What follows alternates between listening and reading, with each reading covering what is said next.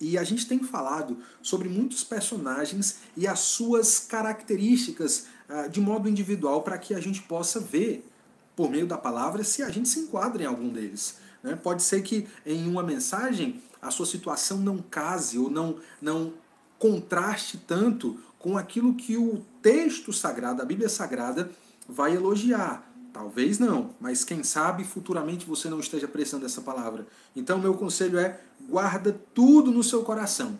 E vez por outra, vai orando a Deus, para Deus: Senhor, me ajuda a lembrar, fala comigo. Fala de uma forma que eu possa te entender, fala de uma forma que o Senhor possa aqui ouvir, né, sondar os meus pensamentos, o meu coração, e que eu possa te sentir. Peça ao Senhor por isso. Nós não oramos ainda, eu vou orar daqui a pouquinho. Então, o que nós vimos na semana passada, melhor, nesse início de semana, no caso, no domingo, alguém lembra? Eu lembro.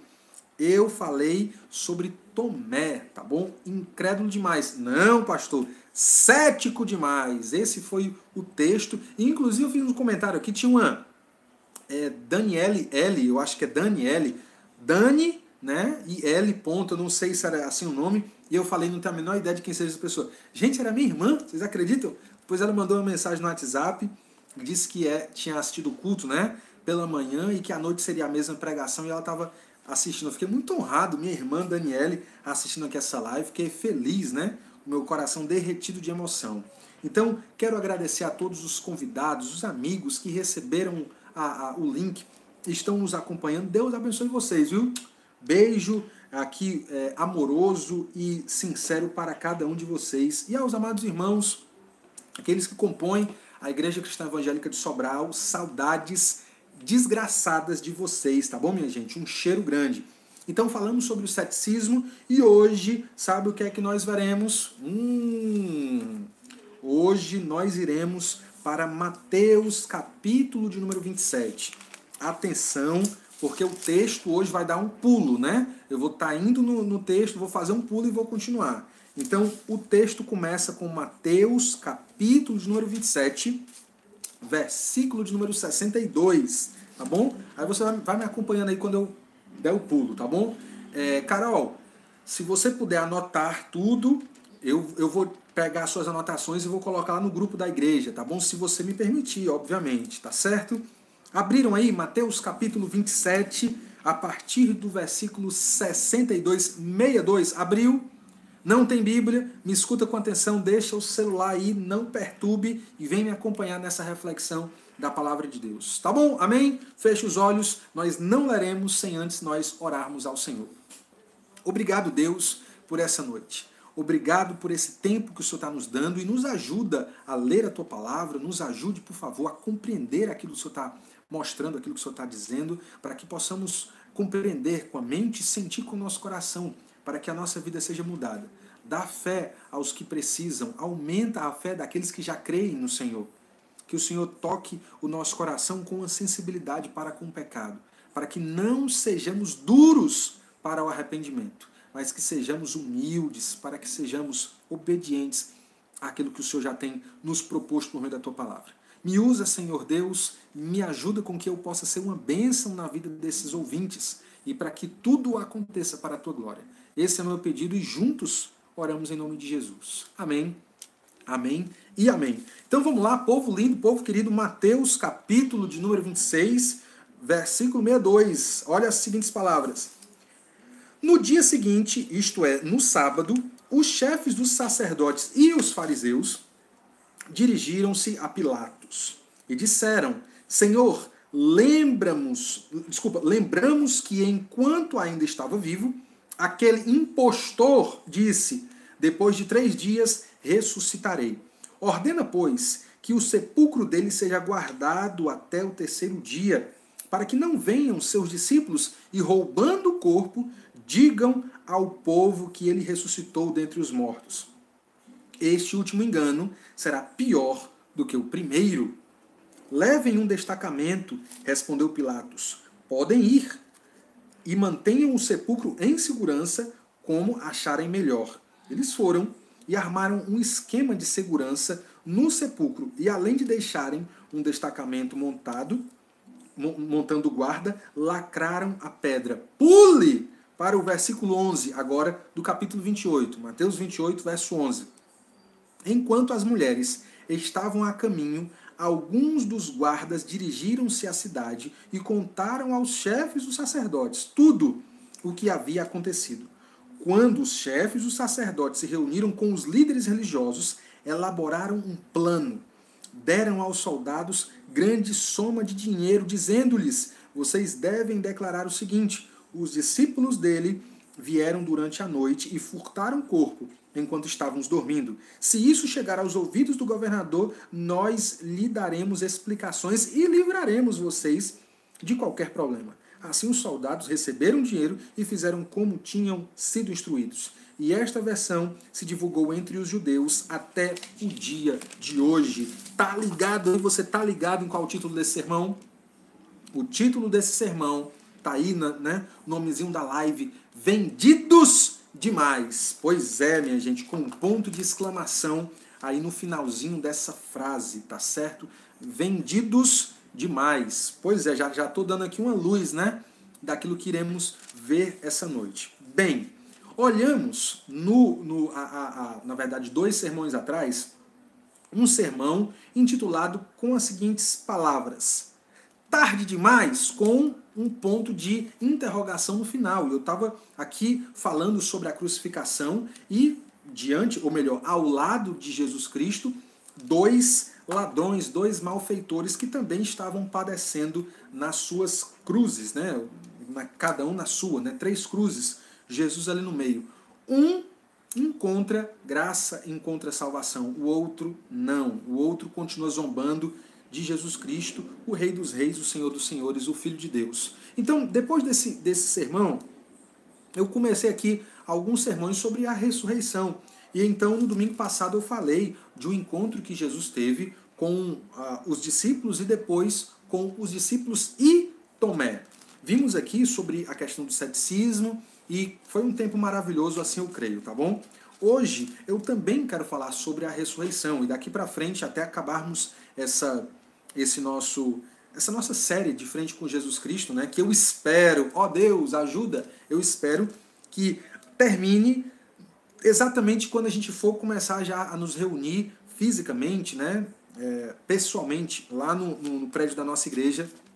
Se você estiver em Sobral, por favor, nos visite. Vai ser uma alegria muito grande, se informe sobre o horário e aí de lá vamos tentar o possível para a gente continuar fazendo as lives. E a ideia, né, eu não sei, Deus é quem sabe, a ideia é que as lives funcionem apenas com as pregações, não com os louvores. Então, quem não puder acompanhar, as pessoas aí que estiverem no grupo de risco, vão acompanhar a partir da pregação. Pode acontecer diferente? Pode. Deus é quem sabe, vamos nos reunir, estamos em oração por sabedoria e sensibilidade para que a gente possa fazer isso tudo para a glória de Deus e também para o benefício dos nossos ouvintes. Daqui para frente, lembrem, vou falar sobre ressurreição de Jesus Cristo até o último sermão, seja na quarta ou no domingo, que Deus nos permitir. Amém? Então vamos lá para a explicação do texto, minha gente, povo querido, povo amado. Nós temos aqui a morte de Jesus Cristo, ele está sendo aqui sepultado, foi sepultado, tudo bem direitinho, né? Morto. E aí chegamos no verso 62 do capítulo de número 27, mostrando aqui as autoridades religiosas, né? Que autoridades religiosas eram essas? Os chefes dos sacerdotes e os fariseus. Depois da morte de Jesus, eles se dirigem a Pilatos. Lembrem, Pilatos era o representante romano, aquele que chancelou, autorizou a morte, a punição capital de Jesus Cristo, a pena capital para o Filho de Deus. Foi ele que autorizou, ainda que ele mesmo não tivesse seguro de que Jesus fosse culpado ou não. Nas palavras dele, ele diz, eu acho que ele não é culpado. O povo grita, clamando pela morte de Jesus, então ele lava as mãos, dizendo, não tem nada a ver com isso, mas manda açoitar Jesus, e ele está aqui, ainda sem entender de fato quem é Jesus, para que ele veio, qual a sua obra e qual o teor da mensagem do Senhor Jesus Cristo, que no caso era o evangelho do reino de Deus, tá bom? O assunto era o reino de Deus sempre, sempre, sempre. Então, ele aqui não entende as palavras de Jesus e as autoridades religiosas chegam para ele falando sobre a promessa, né? E a forma como eles falam de Jesus é a pior possível, porque eles chamam Jesus Cristo de impostor. Eles estão aqui relembrando, ou pelo menos avisando Pilatos, de que Jesus, antes de morrer, já havia dito que depois de 3 dias ressuscitaria. Então, o que está causando um certo tipo de pânico, pavor, uma expectativa terrível para os religiosos é o fato da ressurreição, ou a possível ressurreição do Senhor Jesus Cristo. De modo que eles entendem que precisam ter guardas, né? Os guardas, Pilatos deveria autorizar para que os guardas romanos pudessem fazer uma proteção ali. Para quê?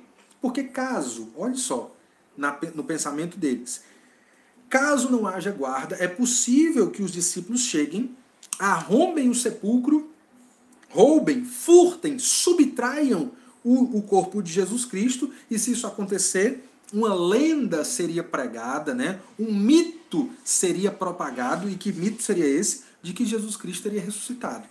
Para os de mente religiosa aqui, para esses homens que estão de frente aqui com Pilatos, isso seria terrível. Olha o que nos é dito.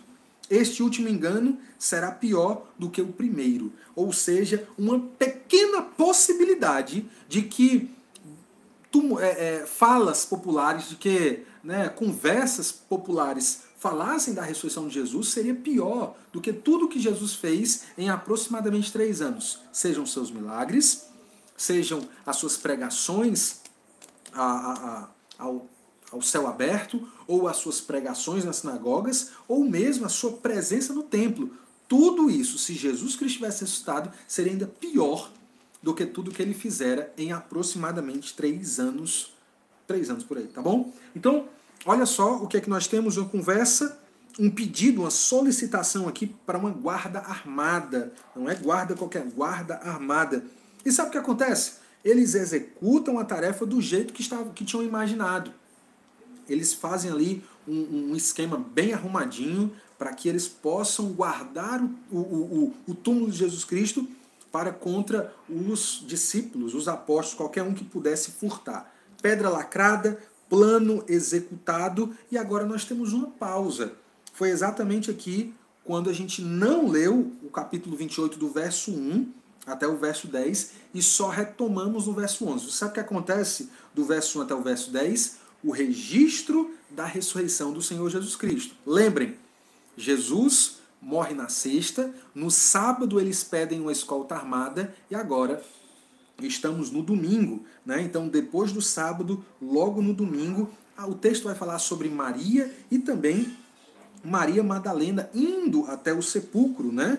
E quando chegam lá, tem uma visagem, tem uma experiência sobrenatural, vem um anjo, e o anjo tinha uma aparência branca como a neve, e os guardas não estavam dormindo, os guardas estavam lá. Veja comigo, Luaninha, o verso 4, 28, verso 4. Os guardas tremeram de medo e ficaram como mortos. Pensa aí, tenta se colocar na situação desses guardas, desses soldados. Gente, eles eram pagos aqui para enfrentar qualquer tipo de inimigo e, se preciso fosse, pudesse realizar aqui a mão do Estado, né, com punição ou morte, quem sabe. Os guardas não eram crianças, não eram adolescentes de 11, 12 ou 13 anos de idade. Eram homens pagos para proteger.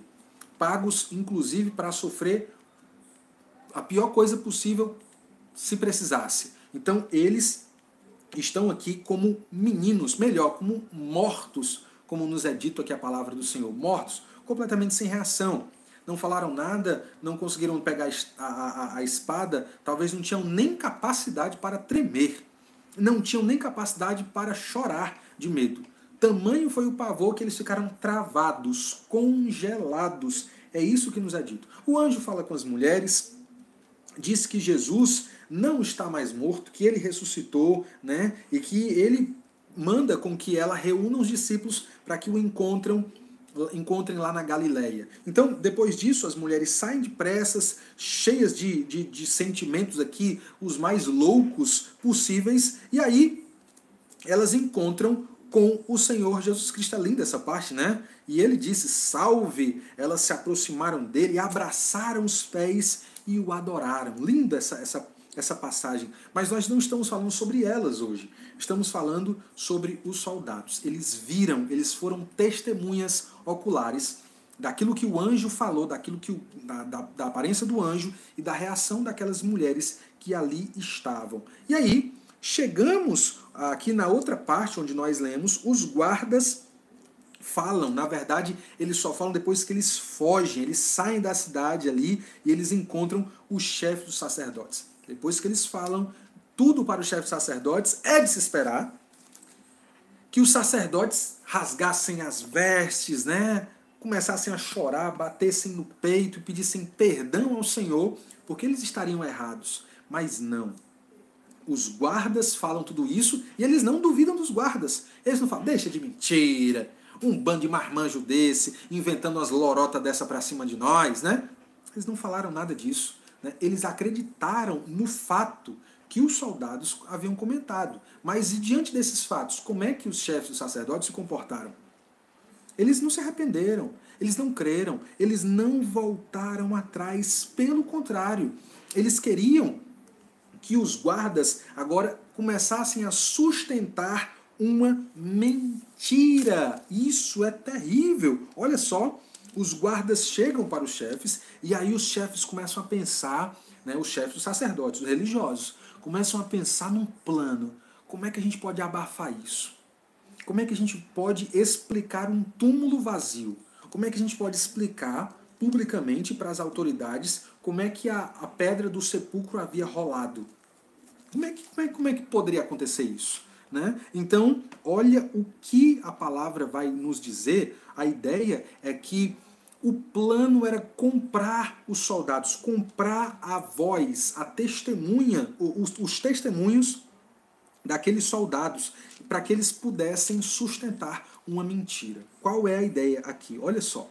Deram aos soldados grande soma de dinheiro, dizendo-lhes, vocês devem declarar o seguinte, os discípulos dele vieram durante a noite e furtaram o corpo enquanto estávamos dormindo. Olha só, terrível isso. Isso por si só seria uma falha grande. Por quê? Porque se o cara é pago para vigiar, se o soldado é pago para fazer guarita, se ele falhasse nisso, normal, naquela cultura normal, eles morreriam. Tá certo? Se não presta para vigiar, pô, morre. Não era pô porque não tinha bala naquela época, mas certamente uma espada no bucho ou no pescoço, jugular, tá certo? Então, qual seria o esquema?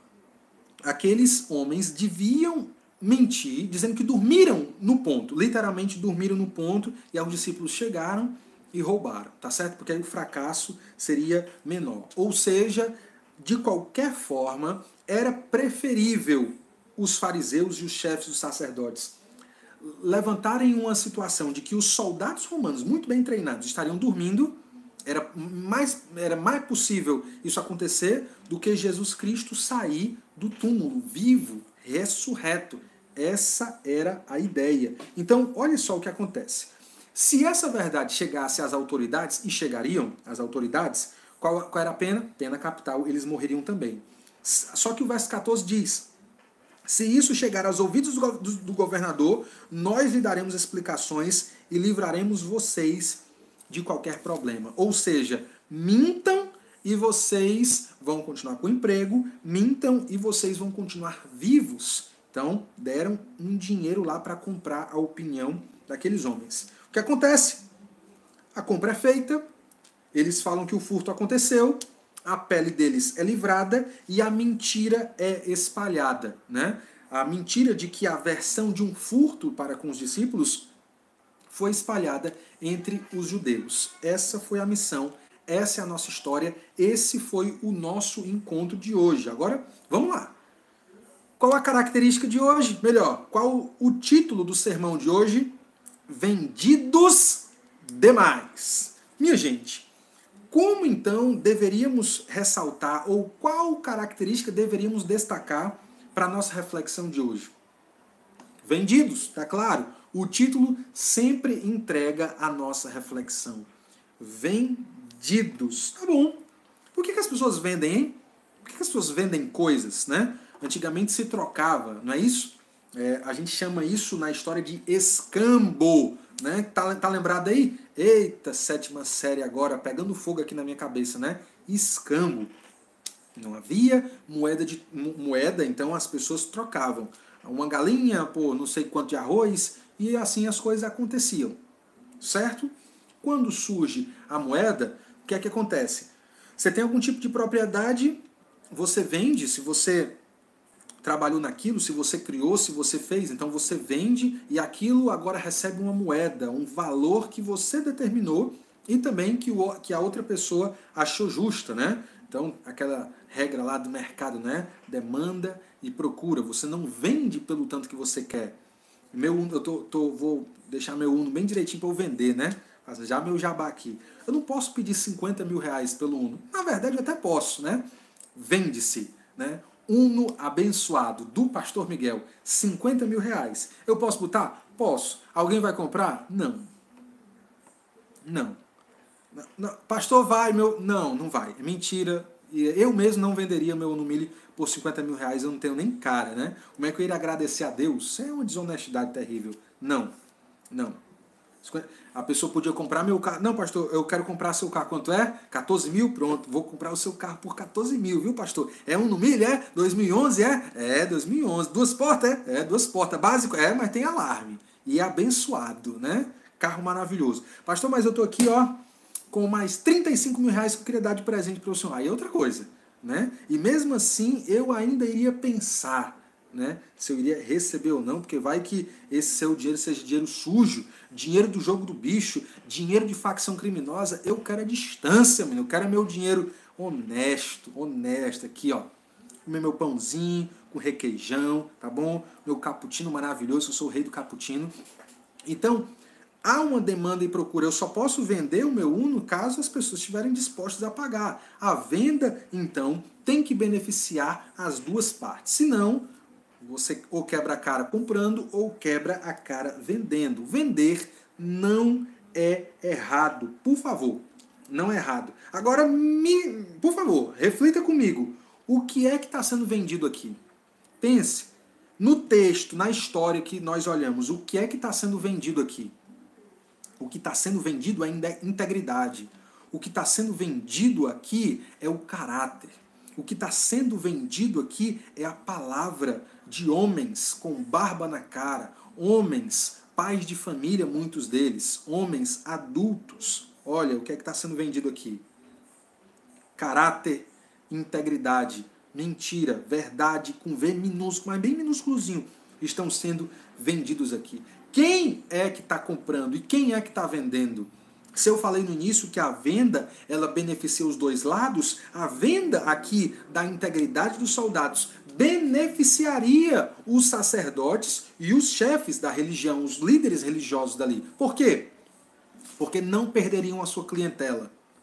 Porque o seu público continuaria ali, cativo, fidelizado na linguagem administrativa, né? Cliente fidelizado com sucesso. Ou seja, continuariam enganando outras pessoas, explorando, oprimindo e trapaceando, né? Fazendo aqueles ouvintes deles, como diz o próprio Senhor Jesus Cristo, 2 vezes mais filhos do inferno.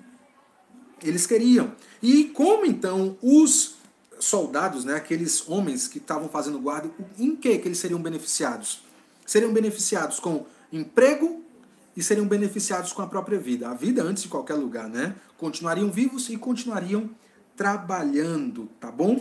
Por quê? Por que fazem isso? Porque temiam grandemente que um burburinho, né? Uma fala popular, uma notícia se espalhasse por aquela comunidade de que Jesus havia ressuscitado. Porque o fato de Jesus ter ressuscitado mostraria para as pessoas, a notícia disso mostraria que toda a sua vida, toda a sua mensagem, todos os seus milagres de fato eram verdadeiros e estavam apontando. A ressurreição, então, era a maior credibilidade para com Jesus. Aí não teria adiantado nada. Eles fizeram o maior esforço para matar Jesus e aí depois de morto, Jesus ressuscita. Então, além deles perderem eles teriam uma derrota muito maior, porque a fama de Jesus iria se espalhar e as pessoas se tornariam corajosas para abandonar a vida de um judaísmo fajuto e também para confessarem o nome do Senhor Jesus Cristo. Para que eles compram? Também tem um motivo. Para que uma mentira se espalhasse. Na verdade, a mentira não foi apenas para livrar os soldados. Na verdade, pouco importava a vida dos soldados para aqueles chefes religiosos. O que mais importava é que uma inverdade pudesse ser espalhada. De que os discípulos haviam se aproveitado do sono dos cidadãos romanos, dos soldados romanos, e furtado o corpo do Senhor Jesus Cristo. A pergunta que eu faço é, valeu a pena? Faço até uma outra pergunta, mudando aqui o tempo verbal da minha pergunta, tá bom? Vale a pena vender a integridade? Vale a pena vender o caráter? Bem, deixa eu começar aqui tentando ser um advogado do diabo, né? Vixe, pastor, eu vou tentar aqui, vamos lá. Se você é uma daquelas pessoas que acha que a vida é aqui e agora, se você acha que o que é mais importante é o seu umbigo, se o que é de mais importante na sua vida é a sua própria felicidade, então, mais cedo ou mais tarde, o caráter não vai ser tão, né, inestimável assim. A sua integridade, ela não será tão a prova de compra, né? Se você for beneficiado, se isso te der mais prazer, se isso beneficiar a sua vida, então você vai pensar duas vezes se vende ou não. A pergunta continua, vale a pena vender integridade? Bem, agora eu vou para o outro lado. Se você entende que a vida não termina aqui, se existe algum tipo de vida pós tudo isso, se existe algo depois da terra, depois da vida, depois do meu último batimento cardíaco, depois do meu último pensamento, depois do meu último suspiro, se você pensa na eternidade, se você entende que existe um Deus verdadeiro Criador, no qual estaremos diante dele, bem, eu acho que você vai pensar. E se você acredita em tudo isso, quando você o fizer, eu te garanto, você vai ter um desconforto. Você vai ter uma dor na sua consciência, você vai ter um pesar no seu coração. Eu não estou dizendo que isso é arrependimento. Eu estou dizendo que você vai sentir a sua consciência pesada.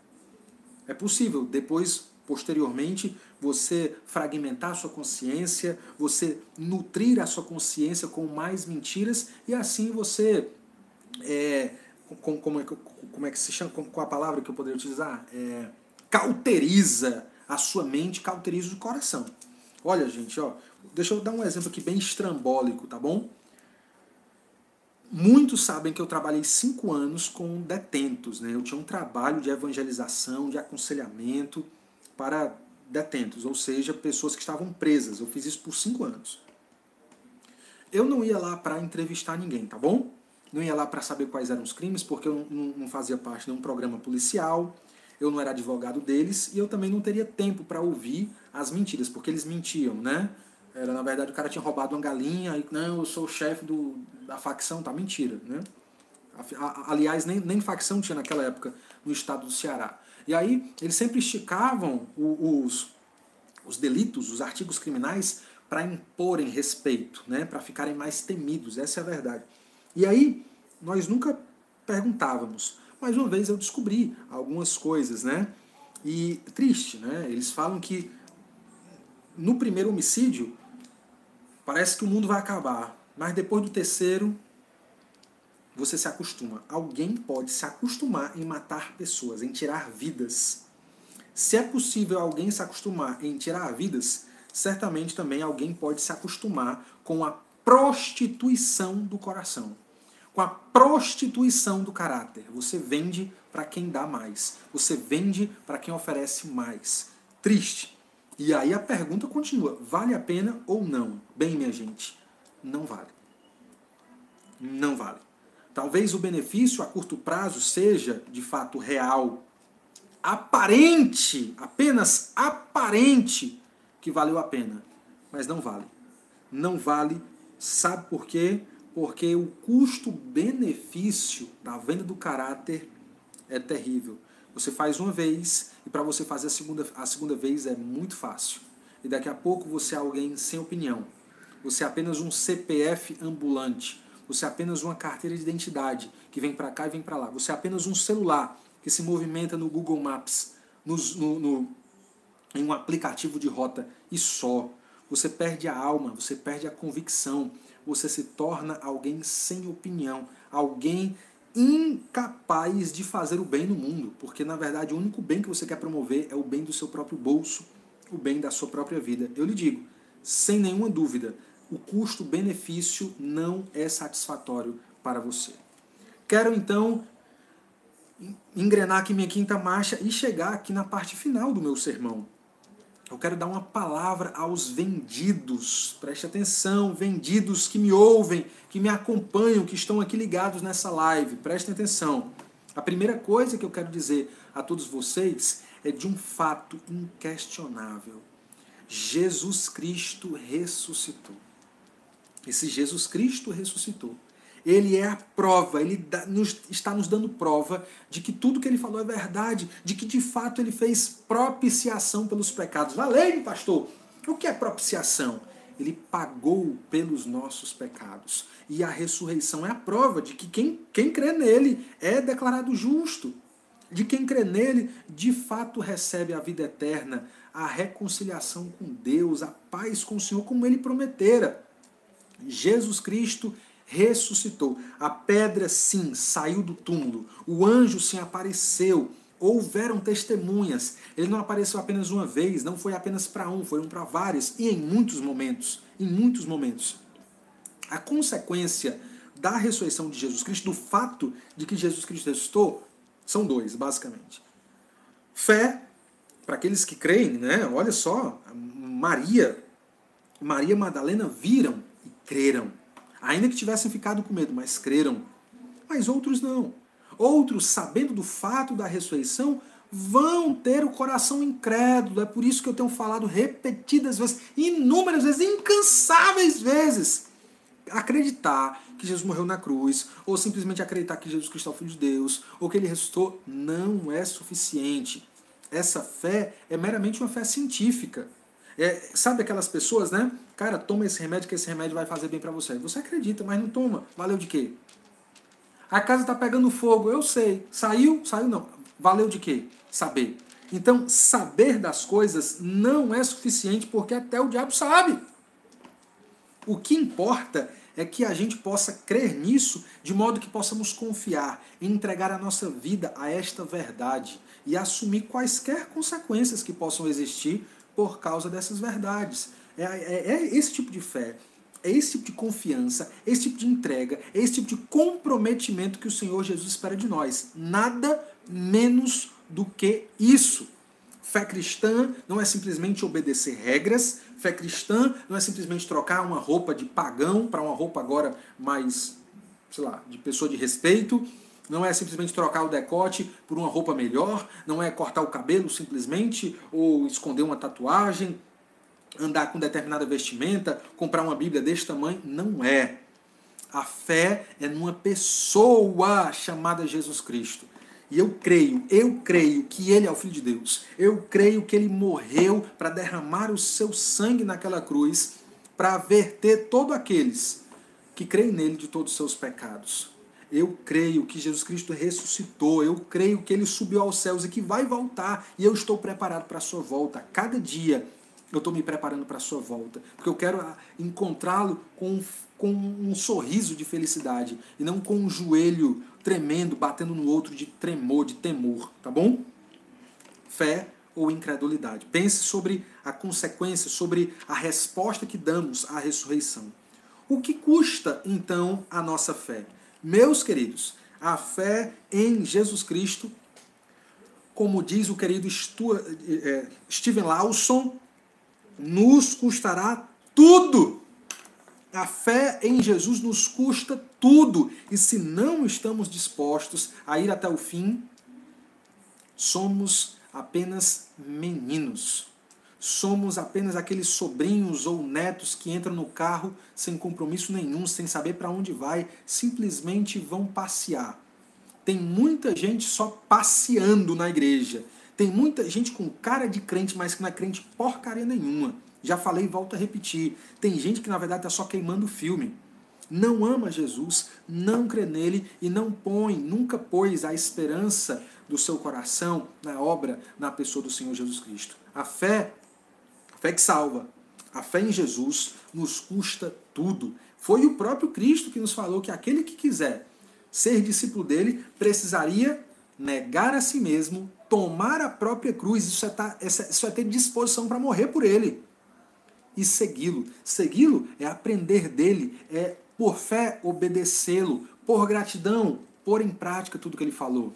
Negar a si mesmo, tomar a cruz e seguir ao Senhor Jesus Cristo. Meus queridos,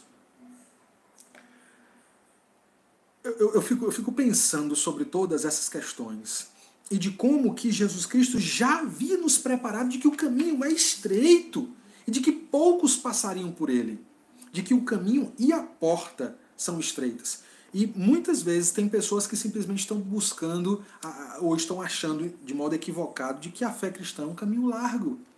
De que se eu for para Jesus minha vida vai melhorar, meu esposo vai se converter, ou então minha esposa vai crer em Jesus, meus filhos vão sair da droga, e às vezes não.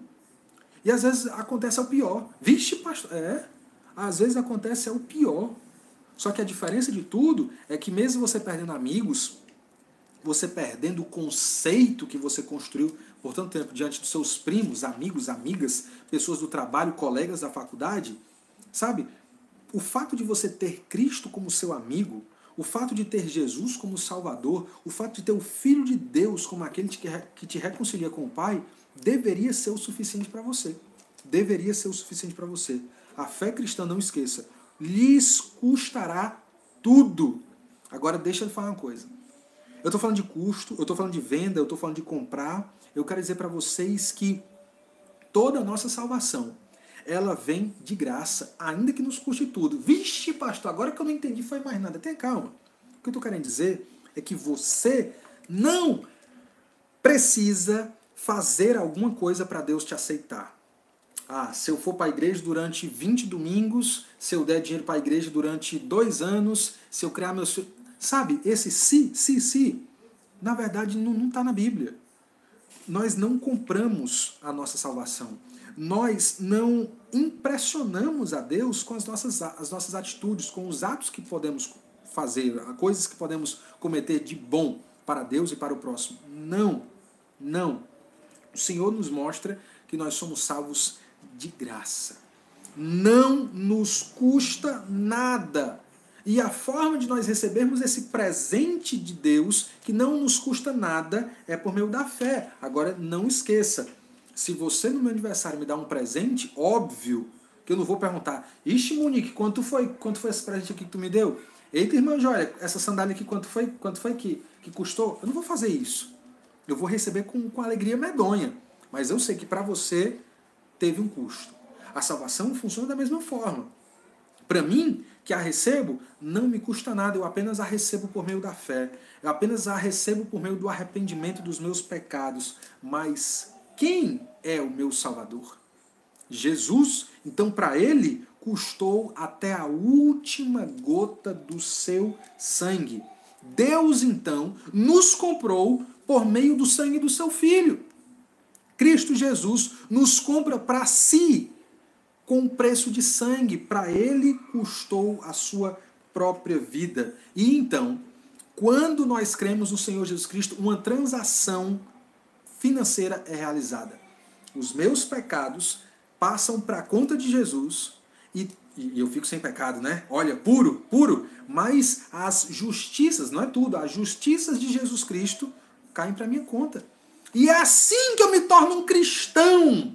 Olha só, eu estou coberto pelo sangue de Cristo. Eu estou salvo pelo meu Senhor Jesus Cristo. De modo que no último dia,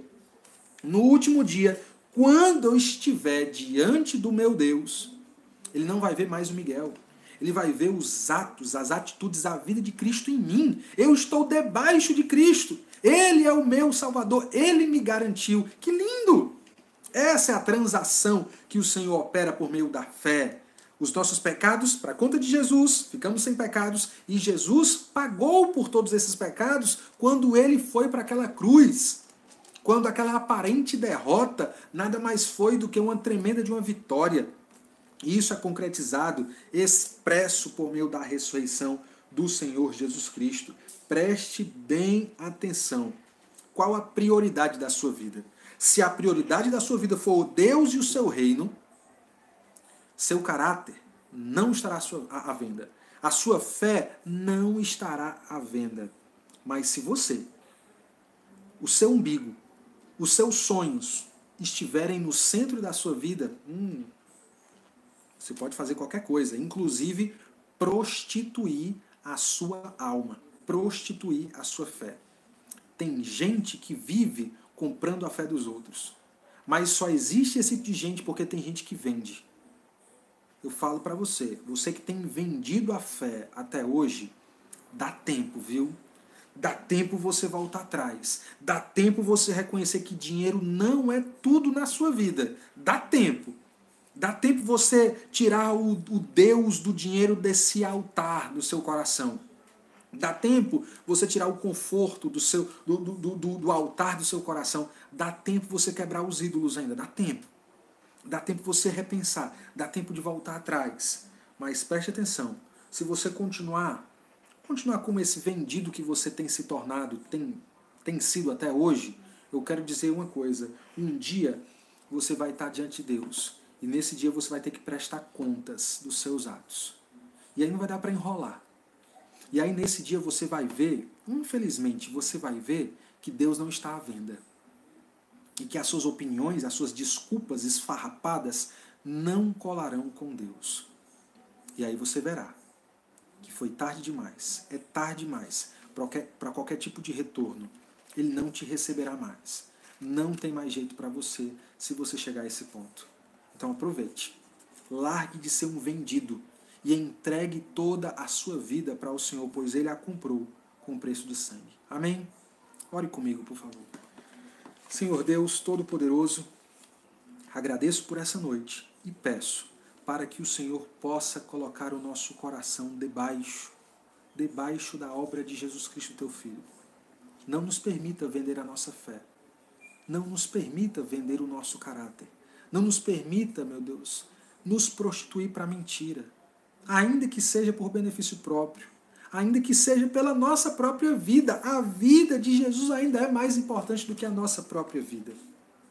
Ó Senhor, ajuda-nos a entender essas verdades. E só entenderemos pela fé.